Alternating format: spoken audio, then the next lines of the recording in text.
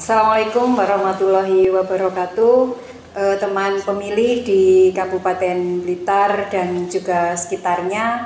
Pada kesempatan pagi ini kita bersama perempuan-perempuan tangguh di KPU Kabupaten Blitar. Nah, dalam hal ini kita juga memperingati Hari Perempuan Sedunia atau Hari Perempuan Internasional. Pada tahun 2022 ini kita atau Perempuan Internasional mengambil tema kesetaraan gender untuk masa depan yang berkelanjutan. Nah, siapa saja perempuan-perempuan tangguh yang ada di lingkungan KPU Kabupaten Blitar? Kita bersama-sama mengenalkan beberapa perempuan yang sudah melewati masa-masa tahapan yang pada tahun 2020 kemarin ada pemilihan bupati dan wakil bupati di Kabupaten Blitar. Nah, yang pertama saya perkenalkan Ibu Nikmatus Soleha, salah satu komisioner KPU Kabupaten Blitar. Selamat siang, Ibu. Selamat siang. Yang selanjutnya kami perkenalkan juga Mbak Ulia yang berada di lingkungan KPU Kabupaten Blitar, juga sebagai staf sekretariat di KPU Kabupaten Blitar. Dan selanjutnya Mbak Nadia juga berada di lingkungan KPU Kabupaten Blitar. Selamat siang. Siang, Ibu. Dan yang terakhir pada kesempatan siang ini ada Mbak Vita. Ya, Bu. Selamat siang, Mbak Siang, Vita. Bu. Kemudian begini, pada kesempatan kali ini kita akan mengulik dan mengupas bagaimana perempuan-perempuan berjuang untuk demokrasi dan juga bagaimana melewati masa hari-harinya selama masa tahapan. Dan kebetulan ibu-ibu perempuan-perempuan tangguh ini pada waktu tahapan pemilihan 2020 kemarin melalui hari-harinya dengan kehamilan pertamanya. Dan pada waktu itu juga sedang ramai-ramainya tahapan pemilihan. Nah, kita nanti akan mengupas bagaimana cerita yang dilalui oleh perempuan-perempuan tangguh ini. Nah, sebagai awalan, kita tahu afirmasi perempuan ini adalah untuk mengangkat kesetaraan gender yang ada di ranah publik, di lingkungan kepemiluan atau lingkungan KPU terutama ya, karena kita berada di lingkungan KPU. Kita tahu pada undang-undang yang mengatur afirmasi perempuan pertama kali itu Undang-Undang Nomor 22 tahun 2007, yang mana di situ keterwakilan perempuan sudah mulai diterapkan, meskipun pada waktu itu hanya terbatas pada penyelenggara pemilu saja, belum kepada tim seleksi. Nah, kemudian pada 2011 Undang-Undang Nomor 5 ya, kalau kita bisa mengkilas balik Undang-Undang Pemilu itu baru ada keterwakilan perempuan baik sebagai penyelenggara maupun tim seleksi. Dan di Undang-Undang 2007 ini sudah menyisir atau masuk ke ranah partai politik juga. Baik, untuk mempersingkat waktu, kita akan pertama kali mengulas bagaimana pengalaman-pengalaman pada waktu pemilihan itu dilaksanakan oleh perempuan-perempuan tangguh ini. Bagaimana Bu Nikmah waktu pengalaman pertama ketika menjalani masa-masa penuh perjuangan, artinya sebagai ibu, sebagai perempuan, dan juga sebagai penggiat demokrasi? Ya. Jadi di sini kebetulan saya divisi teknis di KPU Kabupaten Blitar. Yang perlu kami sampaikan bahwa tidak ada perbedaan perannya di KPU Kabupaten Blitar ini antara laki-laki dan perempuan, karena kita semuanya sama-sama menyelenggarakan tahapan pemilihan ini secara kolegial. Dan di sini kebetulan pada tahapan pemilihan tahun 2020 kemarin saya mengandung anak yang pertama atau hamil pada anak pertama saya gitu. Dan juga mengalami morning sickness ya, selama 4 bulan ini ya, selama 4 bulan pertama mengalami morning sickness dan tidak makan nasi gitu ya. Artinya secara pribadi sebenarnya dalam kondisi yang sangat lemah dan rapuh ya secara pribadi. Tidak makan nasi. Nah, karena tidak makan nasi, karena kita orang Jawa ini kalau nggak makan nasi ini belum makan. Gitu. Namun alhamdulillah karena semangat kita dalam mensukseskan tahapan pemilu dan pemilihan ya, pada khususnya di tahun 2020 itu pemilihan, alhamdulillah bisa melewati tahapan dalam kondisi hamil ini tidak ada masalah dan lancar alhamdulillah. Karena memang dari awal kita ini masuk ke tahap masuk ke menjadi penyelenggara ini sudah siap dengan segala konsekuensinya, bahwa tidak ada perbedaan gender di sini kalau memang kesetaraan gender antara laki-laki dan perempuan dalam ranah penyelenggaraan. Dan ini juga untuk masyarakat di luar sana gitu ya, untuk masyarakat mungkin teman-teman pemilih yang juga ini tidak ada perbedaan juga nanti ketika menjadi pemilih gitu ya, tidak ada perbedaan antara laki-laki dan perempuan. Kita juga tidak ada perbedaan sebagai penyelenggara, meskipun dalam kondisi hamil gitu ya, meskipun dalam kondisi hamil, dalam kondisi lemah pun alhamdulillah tahapan juga bisa terlaksana dengan baik. Yang penting ini kalau kita mau sharing gitu, kita semuanya sharing ketika hamil ini kan semua perempuan saya rasa mengalami hal yang sama, tinggal mengatur saja pada personal masing-masing sehingga tidak menghalangi. Yang ini perlu kami sampaikan, tidak menghalangi bahwa kondisi hamil, bahwa kita perempuan ini tidak menghalangi untuk perempuan-perempuan hebat ya, untuk perempuan-perempuan hebat untuk tetap berkiprah, berkarir, bahkan ketika dalam penyelenggaraan tahapan untuk melaksanakan tahapan pemilihan maupun pemilu. Ini ada semacam apa namanya, karena ini kehamilan pertama ya, ada semacam kegalauan atau kepikiran yang khawatir. Waduh ya benar, khawatir. Bagaimana nanti anak-anak saya, apakah saat itu pasti mobilitas tinggi? Betul. Ada nggak kira-kira ketika penjenengan itu masuk di bulan-bulan pertama, ada semacam kekhawatiran bagaimana janin saya dan bagaimana jenengan waktu itu mengatasinya? Ya, pasti ketakutan itu ada, terutama ketika waktu itu mau bepergian ke ibu kota ya. Nah ini harus naik pesawat gitu ya, harus naik pesawat. Nah pasti ada ketakutan karena di luar sana banyak mitos atau bahkan mungkin fakta ya, bahwa kalau lagi trimester pertama ini bukan aman, bukanlah waktu yang aman untuk naik pesawat, untuk bepergian kan rawan, aktivitas yang sangat tinggi. Tapi alhamdulillah, bismillah, semuanya berjalan dengan baik dan alhamdulillah selamat sampai lahir dan sehat-sehat semuanya. Alhamdulillah. Mungkin juga teman-teman yang lain juga punya kekhawatiran karena mobilitas yang tinggi. Mobilitas iya, karena tahapan ya waktu itu ya. Betul. Catatan juga ini dilaksanakan di masa COVID. Pandemi. Nah ini juga mungkin kami berempat ini juga sangat takut gitu. Bagaimana dengan kehamilan kita sementara waktu itu COVID sedang tinggi-tingginya. Nah mungkin itu yang menjadi tantangan kemarin ya, bukan tantangan ya, sebenarnya menjadi hal yang perlu kita sangat berhati-hati ketika tahapan kondisinya hamil juga pandemi. Itu. Nah, ngomong-ngomong tentang pandemi ini Mbak Ulya ini, kira-kira pengalaman Mbak Ulya pada saat kita kan juga tahu Mbak Ulya ini kan hamil pertama juga ketika tahapan.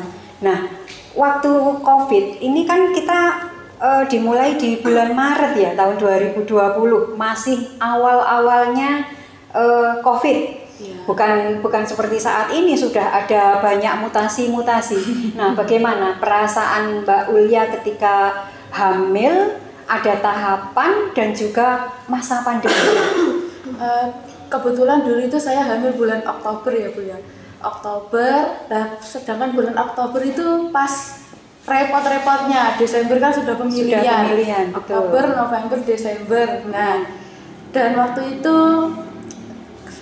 saya itu kebetulan di bagian keuangan, jadi aktivitas terus berputar, sedangkan tenaganya juga masih sedikit, cuma 3 orang.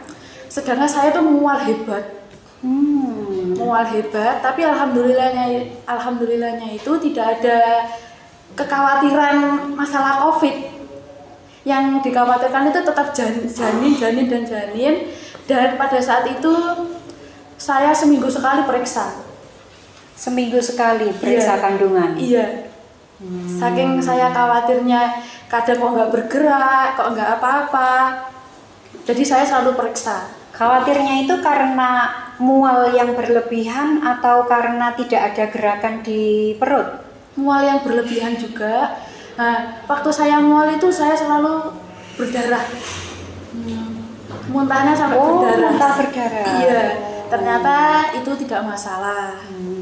Tapi bisa terlewati ya semuanya itu. Maksudnya tidak perlu sampai pada waktu masuk di masa kehamilan harus opname di rumah sakit, itu enggak ya? Iya, tidak. Dan saya meyakini bahwa ketika kita beraktivitas, pasti kita itu bisa melewati masa-masa kehamilan. Bukannya kalau kita ngalem ya Bu ya, itu kita akan semakin ngedon, turun gitu. Tapi kalau kita merasa lemah, ya gitu ya. Kalau kita niat, kita yakin pasti bisa terlewati.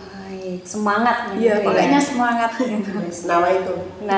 Kalau Mbak Nadia, waktu kehamilan itu perlu suplemen khusus nggak untuk melewati masa-masa kehamilan di waktu ada tahapan? Suplemen khusus itu dalam arti suplemen yang vitamin yang kita minum, ya itu jelas. Setiap hari saya selalu minum ya susu untuk ibu hamil 3 kali sehari. Bahkan kalau bosan saya ganti-ganti rasanya. Terus selain itu juga yang paling penting itu support dari suami dan keluarga. Kenapa? Karena kita terjun di masyarakat, kita ketemu orang banyak di masa COVID, di mana-mana itu sedang membatasi untuk tidak keluar rumah, jangan keluar rumah, tapi kita malah keluar. Nah itu yang ditakutkan sebenarnya kalau misalkan keluarga nggak support, ya kita nggak bisa ke kantor seperti itu. Tapi justru karena kita juga ada tanggung jawab untuk mengerjakan kerjaan kita, ya kita harus datang seperti itu. Itu juga menjadi dorongan untuk kita juga sih. Ke kantor itu penuh semangat dan tetap sehat, menjaga kesehatan juga. Dan juga bahagia pastinya. Ya, merasa bahagia, hanya minum suplemen dan juga semangat yang tinggi ini tentu menjadi motivasi buat kita semua untuk bisa melewati masa-masa kehamilan di saat ada tahapan dan juga di masa pandemi. Nah, Mbak Vita, ini bagaimana ini pengalamannya waktu ada kehamilan di masa tahapan? Bagaimana penjenengan melaluinya itu bersama keluarga yang bukan keluarga? Maksudnya bersama keluarga KPU tapi jauh dari keluarga inti. Nah, ini bagaimana tips-tipsnya?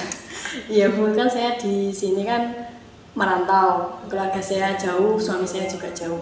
Alhamdulillah keluarga di KPU sangat support, bantu saya. Kalau saya sakit diberikan teh, diberikan kopi. Ini cerita di balik layar ini, dibikinkan teh ini. Iya, diantar periksa gitu. Karena darah tinggi gitu ya. Iya. Pas kehamilan pertama kemarin saya sempat darah tinggi, hipertensi. Kita bisik-bisik aja ya. Siapa yang memberikan teh? Ada aja. Kemarin pas kehamilan pertama saya hipertensi selama 9 bulan, setiap hari minum Aspilet. Gitu. Jadi selama kehamilan minum obat untuk menekan hipertensi itu ya? Obat khusus namanya Aspilet. Aspilet. Ya. Mbak Vita itu dulu waktu hamil itu karena hamil tua ya Bu, jadi itu empak susah gitu Bu. di mana-mana kaki, tangan gitu warna darah tinggi itu Bu. Dan paling strong gitu loh. Ya, catatannya juga Mbak Vita ini kan staf teknis ya. Jadi ini Sirekap. Sirekap ini kan baru pertama kali diterapkan dalam pemilihan tahun 2020 kemarin. Ya. Nah, kebetulan Mbak Vita ini operator Sirekap. Jadi mau nggak mau kita setiap hari rakor daring. Dan rakor daring itu mulai pagi selesai malam.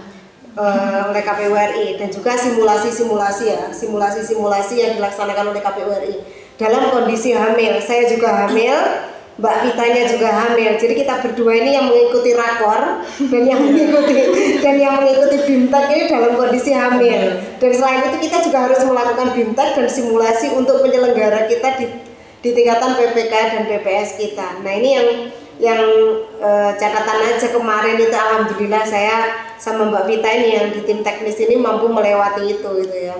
Dalam kondisi kita berdua hamil harus ikut BIMTEK Sirekap, dan juga pasca pungut hitung kita juga harus memantau Sirekap ini sampai 100%. Nah ini alhamdulillah.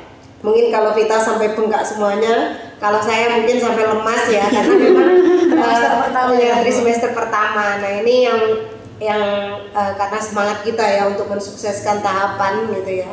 Alhamdulillah semuanya terlewati dan ini mungkin juga Mbak Vita ya ini kemarin cutinya ini sudah mepet masa persalinan. Karena saya gandoli untuk jangan cuti dulu gitu ya. Hamin berapa? Hamin 3. Hamin 3 baru cuti.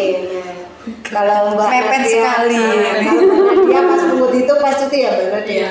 Nah pas cuti. Nah ini mungkin yang istimewa dalam penyelenggaraan tahapan pemilihan tahun 2020. Semuanya berarti pada waktu itu sudah hamil mendekati masa-masa persalinan ya. Kalau Mbak Vita ini ketika cuti, kalau pas tahapan kemarin hamil berapa bulan waktu pemilihannya, pelaksanaan pungut hitungnya? Saya hamilnya bulan Mei 2020 Bu. Oh. Ya, terus HPA-nya 5 Januari 2021. 5 Jadi 1 bulan setelah tahapan tanggal 9 Desember. Waktu tahapan berarti tim besar-besarnya, besar-besarnya, tua-tuanya maksudnya. Oh iya. Ya berarti gini, tidak jauh dengan tema Hari Perempuan Internasional yang diperingati tanggal 8 Maret itu ya, bahwa kesetaraan gender ini tidak membedakan antara perempuan dan laki-laki. Semuanya sama dalam hal pekerjaan ataupun berada dalam ruang-ruang publik yang lainnya. Hanya 3 hal yang membedakan antara perempuan dan laki-laki: melahirkan, menyusui, dan menstruasi. Nah, hanya itu saja. Di luar itu semuanya sama. Laki-laki, perempuan punya kesamaan dan hak yang sama. Dan mungkin yang perlu dicatat juga bahwa ketiga hal yang membedakan tadi itu tidak menghalangi dan tidak menjadi penghalang untuk beraktivitas dan untuk eksistensi ya perempuan untuk melaksanakan tugas dan tanggung jawabnya, bahkan untuk mungkin menggapai karir ya, di ranah publik mungkin seperti itu. Yang ini mungkin juga perempuan-perempuan di luar sana ya, ini menjadi mungkin motivasi hari ini bahwa ketiga hal secara seks ya, melahirkan, menyusui, menstruasi, bahwa antara perempuan dan laki-laki ini bukan menjadi penghalang buat perempuan untuk melakukan aktivitas maupun berkarir di ranah publik, mungkin seperti itu. Iya betul.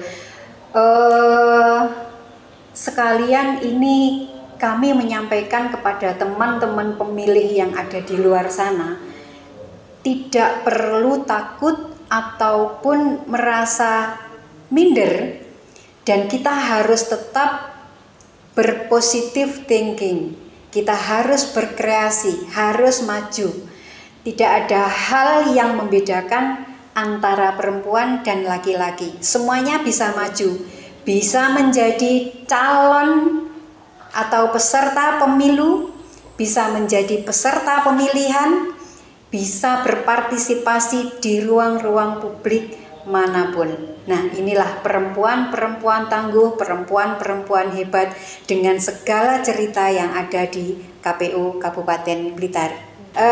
Baik teman pemilih di Kabupaten Blitar, demikian yang tadi sudah banyak diulas bagaimana perempuan-perempuan tangguh dan perempuan-perempuan hebat yang ada di KPU Kabupaten Blitar melewati masa-masa kehamilannya, di masa tahapan, dan juga di masa awal munculnya pandemi ketika itu di 2020. Nah, sekarang kita berbagi pengalaman bagaimana para perempuan hebat, para perempuan tangguh ini melewati masa-masa dan melaksanakan tahapan pemilihan 2020.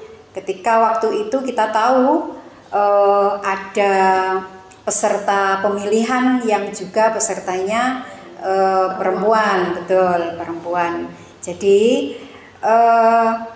di situ membuktikan bahwa kesetaraan ini sudah mulai masuk di ranah-ranah publik, tidak hanya di kalangan-kalangan tertentu atau di pencalonan partai politik saja, namun juga pada menjadi peserta pemilihan pada waktu pemilihan 2020 yang kemarin itu istilahnya bergonta-ganti ya. Ada pilkada, ada pemilu kada, dan terakhir ini pemilihan. Nah, kita tahu ada peserta pemilihan yang dari Kabupaten Blitar ini ada pesertanya perempuan. Nah, Bu Nikmah, pada waktu pemilihan kemarin itu kan kita tahu tahapan sangat-sangat tinggi. Otomatis mobilitas seperti yang penjenengan pernah ceritakan tadi, mobilitas sangat tinggi. Bagaimana penjenengan menyesuaikan ritme kerja pemilihan? Harus dinas luar, harus mengikuti tahapan, harus memberikan BIMTEK kepada ad hoc, harus mengurus kehamilan juga. Nah, bagaimana ini menyesuaikan berbagai macam kompleksitas yang ada ketika tahapan itu? Ya, pada pemilihan tahun 2020 kemarin, karena situasinya ini berbeda ya, karena masa pandemi. Ini alhamdulillah banyak kegiatan-kegiatan rapat atau rapat koordinasi ini yang sifatnya daring. Jadi ini kita terbantu. Kita dalam kondisi hamil, rapatnya daring. Tidak selalu luring. Namun ada beberapa hal yang membedakan mungkin. Jadi di pemilihan-pemilihan sebelumnya, peserta pemilihannya ini semuanya laki-laki. Yang sebelumnya. Baru di tahun 2020 ini ada peserta pemilihan perempuan yang hari ini dilantik ya menjadi bupati sebagai pemenang pemilihan tahun 2020. Nah, ini yang membedakan pada saat seleksi tes kesehatan ya. Pada saat tes kesehatan di rumah sakit yang sudah ditunjuk, di mana di KPU Kabupaten Blitar ini tes kesehatannya di Rumah Sakit Saiful Anwar Malang gitu. Karena kemarin di Jawa Timur ini dibagi karena hanya rumah sakit yang kelas A yang bisa menyelenggarakan tes kesehatan jasmani dan rohani, dan Blitar ini kejatah atau dapat jatahnya di Malang. Nah, yang membedakan ini kalau calon perempuan ini harus ada tes kesehatan pap smear. Nah, yang membedakan dengan calon-calon sebelumnya. Makanya timnya kemarin, karena kita sangat membatasi, karena di rumah sakit pun juga dibatasi yang masuk. Ini hanya 4 orang yang boleh masuk di rumah sakit untuk mendampingi. Jadi kita bagi, yang perempuan kebetulan saya sama Budian yang menemani calon yang perempuan. Yang laki-laki ada Pak Burhan sama Mas Eri di tim teknis yang menemani calon yang laki-laki. Nah, bukan karena persoalan gender sebenarnya, bukan, karena ini penyelenggara ini harus menemani calon, harus memantau, mengawasi calon ketika melaksanakan tes. Nah, ketika pap smear berarti yang bisa mendampingi ini adalah perempuan. Jadi ini yang membedakan. Nah, ini yang membedakan dengan pemilihan-pemilihan sebelumnya. Ya, alhamdulillahnya kita terbantu banyak rakor-rakor yang daring. Memang ada beberapa dinas luar yang memang harus luring yang harus kita laksanakan. Mungkin itu. Jadi ketika ada peserta pemilu atau peserta pemilihan ya, peserta pemilihan itu yang ada peserta perempuannya, ini ada tes kesehatan tambahan untuk perempuan, yaitu pap smear yang dilakukan untuk perempuan, khusus perempuan. Ya, jadi bukan masalah perempuan mendampingi perempuan, laki-laki mendampingi laki-laki. Jadi harus dibedakan karena pap smear ini jelas pemeriksaan adalah pemeriksaan yang sangat-sangat pribadi ya, sehingga pendampingnya pun juga karena kita juga harus membuat peserta pemilihan ini nyaman. Betul. Nah, intinya seperti itu, karena prinsipnya KPU ini kan melayani peserta, melayani pemilih, dan melayani pihak-pihak lain. Nah, salah satunya peserta pemilihan yang kita harus melayani sebaik mungkin gitu. Ya, jadi ketika proses tes kesehatan yang kebetulan tidak di dalam kota ya, karena tidak ada rumah sakit kelas A yang ada di kabupaten maupun di Kota Blitar. Ini bolak-balik antara Blitar Malang, ataukah penjenengan inden tempat di sana berapa hari misalnya? Kita sekitar 3 hari ya menginap di rumah sakit di Malang. Ini bahkan kita kondisikan calon juga harus menginap di tempat yang sama dengan kita. Artinya biar memudahkan koordinasi ya. Karena ini tahapan pemilihan ini tahapan yang sangat sensitif gitu ya. Jadi kita harus memastikan bahwa calon ini benar-benar mengikuti seleksi, pemeriksaan kesehatan, baik pemeriksaan kesehatan jasmani maupun rohani. Apabila calon belum datang, ketika kita menginap di satu tempat yang sama, kita mudah untuk menghubungi dan seterusnya. Nah, ini memudahkan kita untuk berkoordinasi. Termasuk Bawaslu juga menginap di tempat yang sama karena biar juga mudah dalam proses pengawasan dari tahapan pemeriksaan kesehatan calon. Nah, ini sehingga kita tidak bolak-balik Blitar Malang itu tidak, tetapi kita memang menginap di sana selama kurang lebih 3 hari ketika tes kesehatan jasmani dan rohani. Mungkin itu untuk kemarin tahapan, dan untuk tahapan-tahapan yang lain saya rasa sama ya, karena perlakuan kita juga sama. Baik kepada calon perempuan maupun calon laki-laki. Ini juga tidak ada yang membedakan pada tahapan pemilihan maupun pemilu. Persyaratannya pun juga sama. Jadi artinya di sana sobat atau teman pemilih ya, nanti kalau mungkin berkeinginan untuk mendaftarkan diri menjadi peserta pemilihan di tahun 2024, ini di KPU Kabupaten Blitar memberikan pelayanan yang sama kepada masyarakat yang ingin mendaftarkan diri. Betul. Nah, kalau Mbak Ulia, ketika tahapan kemarin kita tahu kalau pemilihan ini kita menerima hibah dari pemerintah daerah, ya. Mbak Ulia mengulik atau mengulik di bidang keuangan. Ada tips-tips khusus nggak ketika meskipun ada pemilihan pasti ada APBN juga mengelola dua-duanya. Ada 2 anggaran yang berbeda sumbernya dengan kapasitas SDM yang terbatas. Dan jenengan sebagai perempuan, apakah ada semacam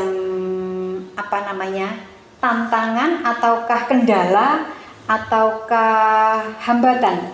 Karena juga kita tahu yang di sini tadi kan semuanya pada waktu itu masa hamil.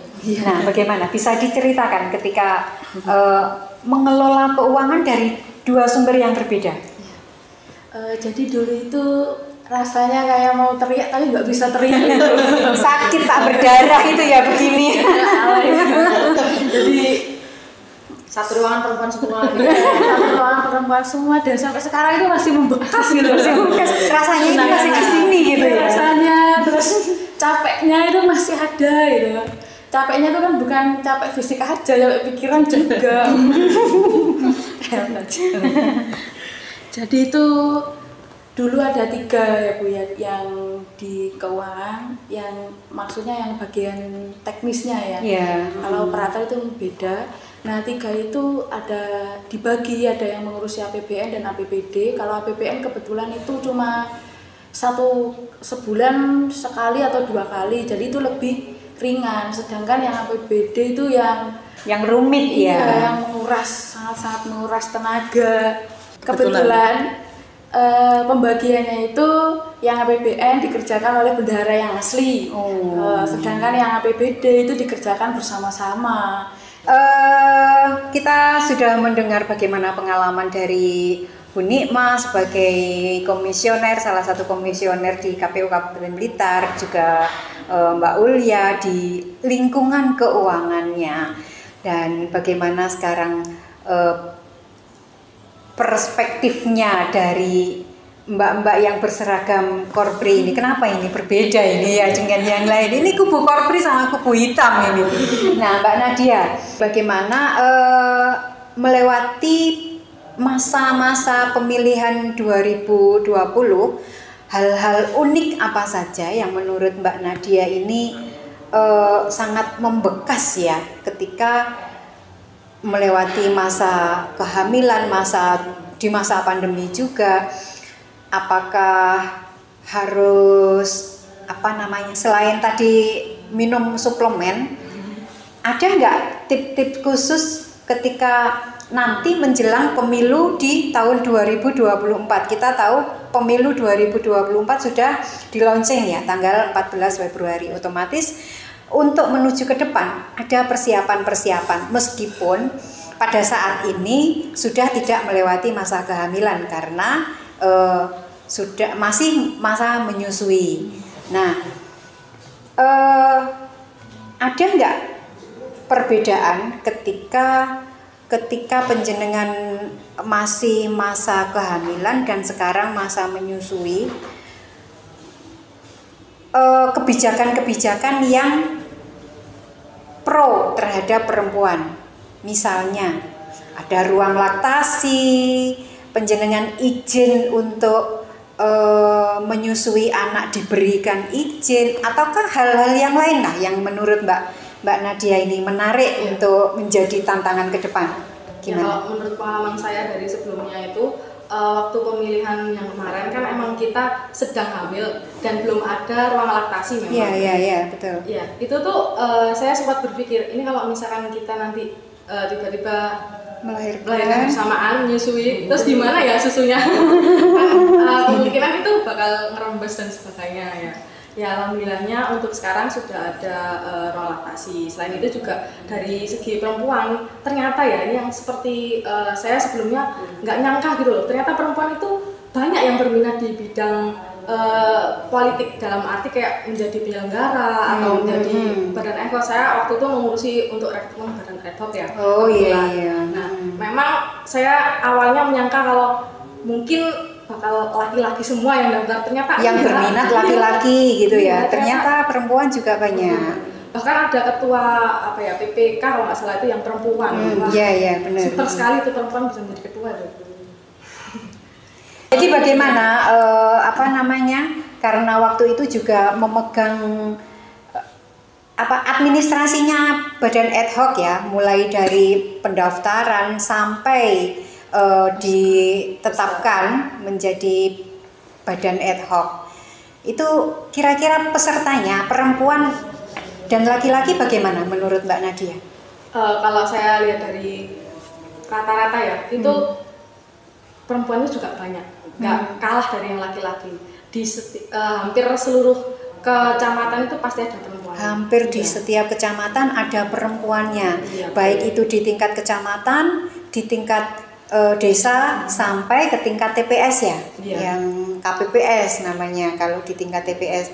Jadi dari semua tingkatan itu Mbak Nadia menginput atau menyelenggarakan atau mengikuti ya semua? Ya, saya juga bikin SK-nya, maksudnya yang nulis ya kan itu ribet sekali ya. Sebenarnya kalau di bagian saya hukum itu ada 3 orang dan itu perempuan semua, dan 2-nya itu saya hamil, sama 1 lagi ada tenaga pendukung itu juga dia hamil juga. Kita sama-sama hamil besar gitu. Ya, kita sama-sama gantian lah. Kalau misalkan capek ya bantuin gitu. Jadi ada beberapa ruang yang kebetulan di ruangan tersebut perempuan semua ya. Di ruangan Mbak Nadia juga perempuan semua, di ruangannya keuangan juga perempuan semua, di ruangannya Buni juga perempuan semua. Dan kebetulan ruangan itu selalu ada sekat untuk istirahat. Iya betul. Iya. Karena namanya ibu hamil kan pasti juga kita merasakan lelah. Salah satu tipsnya ya untuk apa namanya, menjaga stamina biar tetap fit di masa kehamilan gitu ya. Istirahat sejenak. Istirahat sejenak. Kalau Mbak Vita bagaimana pengalamannya melewati masa-masa kehamilan di masa tahapan? Padahal kita tahu Sirekap seperti yang disampaikan Buni tadi ini kan masih pertama. Dan untuk penggunaan IT ketika pemilihan 2020 ini hal yang baru dan juga merupakan sesuatu bagi Mbak Vita. Nah, ini bisa berbagi pengalaman bahwa perempuan pun juga bisa IT. Iya Bu, kalau yang sebelumnya ini kan Mbak Nadia ruangnya perempuan semua, Mbak Ulia perempuan semua, di ruangan saya yang perempuan. Paling cantik ya. 5 orang satses perempuan sendiri, yang 4 cowok semua, laki-laki semua. Jadi ya alhamdulillah teman-teman saya banyak yang bantu masalah silon, sirekap, banyak yang bantu saya. Terus kasubag saya juga bantu meskipun saya perempuan. Waktu saya hamil juga misalnya saya capek, disuruh istirahat dulu, setelah itu kerja lagi gitu. Jadi di ruangan ada tempat untuk istirahat juga. Bu. Semua ruangan ada tempat persembunyian khusus buat perempuan hamil. Ada kendala nggak ketika waktu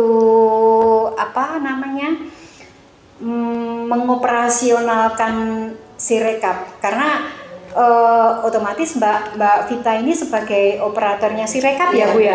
Ini harus menularkan ilmunya ke teman-teman yang ada di bawah, baik itu di kecamatan maupun yang lainnya, biar informasi ini saling sambung menyambung dan tidak terputus di tengah jalan. Bagaimana ini tipnya? Iya, waktu sebelumnya kan saya operator silon, itu alhamdulillah tidak ada kendala Bu. Untuk operator Sirekap saya dibantu sama Mas Heri. Jadi waktu itu saya dibantu Mas Erik untuk sosialisasi ke PPK bawah gitu. Soalnya saya pas waktu itu waktu hamil besar. Jadi alhamdulillah sangat terbantu dengan kehadiran teman-teman gitu. Kalau sosialisasi ke ke bawah, maksudnya ke kecamatan kayak gitu, pernah nggak sosialisasi dilakukan waktu jamnya di atas jam 4? Misalnya malam, misalnya seperti itu, karena kita tahu tahapan itu tidak hanya dilaksanakan di siang hari. Bagaimana itu? Pernah waktu sosialisasi ke PPK malam hari di kantor sering. Terus waktu sosialisasi kegiatan Parmas juga di Kesamben itu sampai jam 10 malam saya juga ikut. Gitu. Kegiatan malam itu sering saya ikuti, kayak debat publik sampai jam 1 malam. Jam 1 malam. Mak juga mengikuti di masa hamil juga ya. Hebat sekali para perempuan kita ini. Saya tidak ikut Bu. Saya cuti hamil. Sudah cuti. Kalau waktu tahapan waktu pemungutan Mbak Nadia sudah melahirkan? Sudah. Kalau Mbak Ulia waktu ada pungut hitung itu sudah? Belum. Masih. Mbak Vita kan Januari ya, berarti setelah pungut hitung ya. Kalau Bu Nikmah juga setelah pungut hitung. Jadi yang melewati masa-masa atau melalui masa pungut hitung itu Mbak Nadia sendiri ya yang sudah melahirkan. Iya. Oke. Demikian teman-teman pemilih yang ada di Kabupaten Blitar khususnya, dan juga semua yang menyaksikan podcast kita pada siang hari ini, berbagi pengalaman dengan perempuan-perempuan hebat, perempuan-perempuan tangguh, bagaimana kita ini sebenarnya kita kembali lagi ke kesetaraan gender. Tidak ada yang membedakan antara perempuan dan laki-laki. Semuanya sama, mempunyai hak pilih yang sama, hak dipilih yang sama juga. Mari kita semuanya meningkatkan kapasitas diri, meningkatkan kualitas diri, sehingga itu tidak menjadi halangan bagi perempuan untuk bisa bersama-sama dan juga melaksanakan kegiatan apapun di ranah publik dan juga di tempat-tempat manapun dengan laki-laki. Oke, sebagai akhir dari acara podcast kita kali ini akan kita tutup dengan closing statement dari peserta perempuan-perempuan hebat dan perempuan-perempuan tangguh di KPU Kabupaten Blitar. Mari kita awali closing statement dari yang pertama Bu Nikmah dulu. Monggo Bu Nikmah. Jadi untuk closing statement pemilih di Kabupaten Blitar khususnya, ingat tanggal 14 Februari tahun 2024, siapkan diri Anda baik sebagai penyelenggara, sebagai peserta maupun sebagai pemilih. Di sini tidak ada perbedaan gender dan alhamdulillah semuanya baik laki-laki dan perempuan ini sudah terwadahi dan sudah terpayungi oleh regulasi. Baik sebagai penyelenggara, sebagai peserta maupun pemilih ini memiliki hak dan kedudukan yang sama. Mungkin itu gunakan hak pilih Anda pada tanggal 14 Februari tahun 2024. Terima kasih Bu Nikmah closing statementnya. Kemudian bagaimana Mbak Ulia?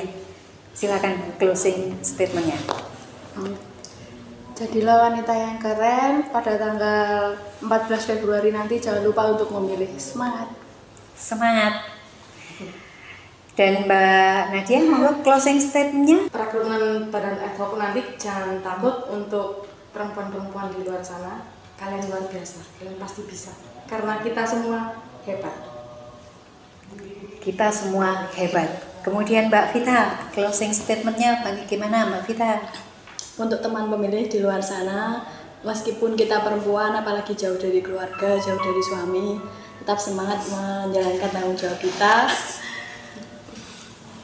Semangat untuk semuanya. Semangat untuk semuanya. Nah demikian teman pemilih, kita sudah mendengarkan ulasan dan juga pengalaman dan sekaligus membagi dan juga mengupas rahasia-rahasia perempuan hebat, perempuan tangguh yang ada di KPU Kabupaten Blitar selama melalui kehamilannya ketika ada tahapan dan juga kebetulan mulai masuknya COVID-19 pada waktu itu. Terima kasih sudah berbagi pengalaman, berbagi ilmu. Nah, ini akan menjadi bekal bagi kita semua, baik yang ada di lingkungan KPU Kabupaten Blitar maupun yang ada di lingkungan luar yang ada di Kabupaten Blitar, bahwa semua perempuan dan laki-laki mempunyai hak yang sama, setara dalam pekerjaan maupun dalam melakukan aktivitas-aktivitas di ruang publik pada umumnya. Terima kasih atas perhatiannya dan juga terima kasih rawuhnya dan juga berbagi pengalamannya mbak-mbak, ibu-ibu yang cantik, yang tangguh dan juga yang hebat. Mari kita terus berkarya, mari kita terus meningkatkan kapasitas diri dan pada akhirnya kita akan mencapai kebahagiaan yang kita inginkan. Amin. Terima kasih. Wassalamualaikum warahmatullahi wabarakatuh. Waalaikumsalam warahmatullahi wabarakatuh.